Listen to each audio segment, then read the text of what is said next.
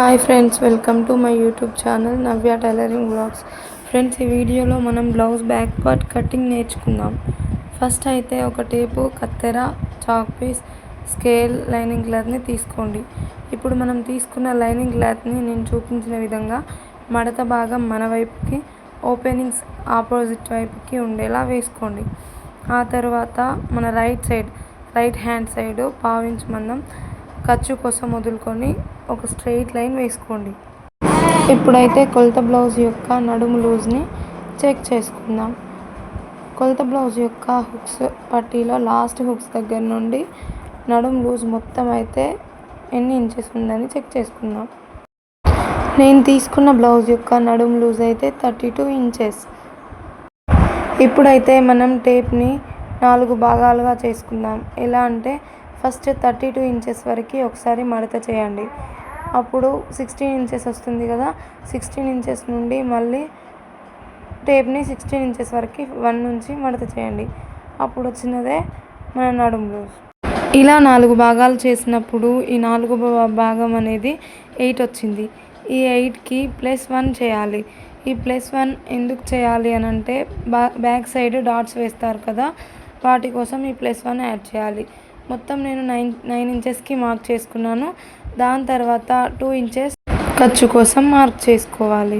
ఖర్చు అంటే side joints కోసం. సో ఇప్పుడైతే మనం తీసుకున్న బ్లౌజ్ని నేను చూపిస్తున్న విధంగా పరుచుకోండి. ఆ బ్లౌజు హైట్ మొత్తం చూసుకోవాలి. బ్లౌజ్ హైట్ ఎలా చేసుకోవాలి అంటే బ్యాక్ డాట్ పట్టుకొని బ్యాక్ డాట్ పై నుండి భుజం కుట్టు వరకు చూసుకోవాలి.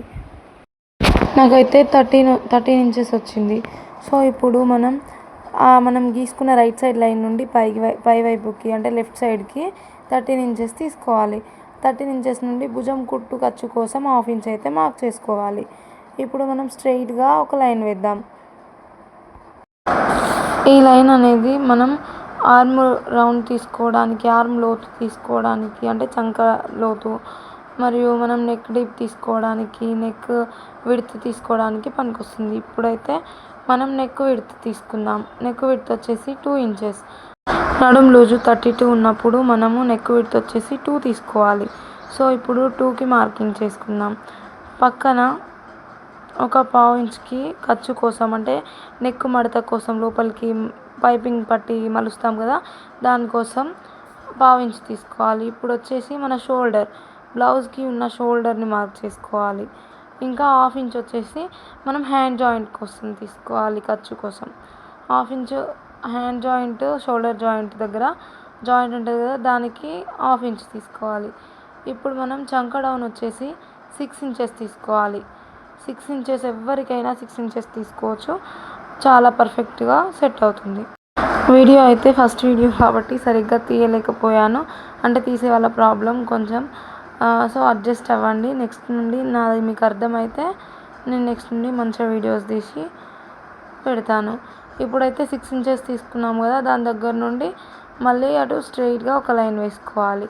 ఆర్మ్ రౌండ్ దగ్గర అక్కడ మూలు ఉంది కదా, ఆ మూలు దగ్గర 1.5కి మార్క్ చేసుకొని ఇప్పుడు చంక రౌండ్ని డ్రా చేసుకోవాలి నేను చూపిస్తున్న విధంగా.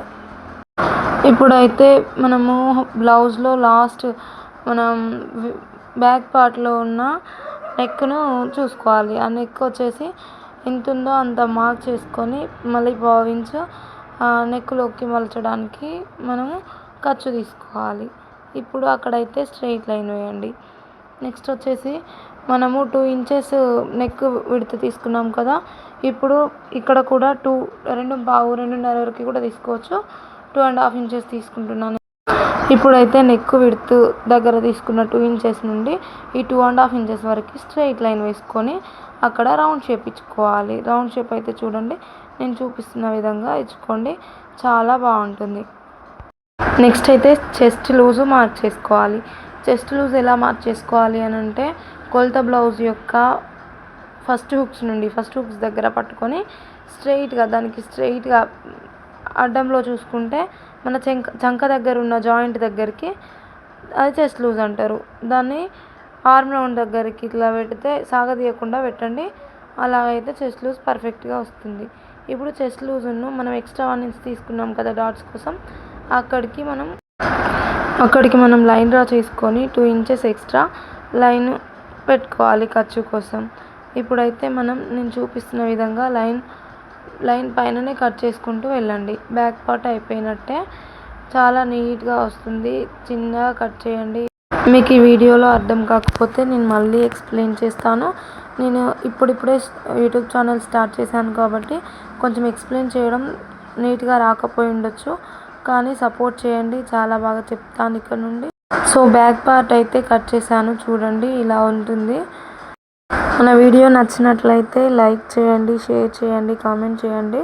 మన ఛానల్ అయితే సబ్స్క్రైబ్ చేసుకోండి. Thank you.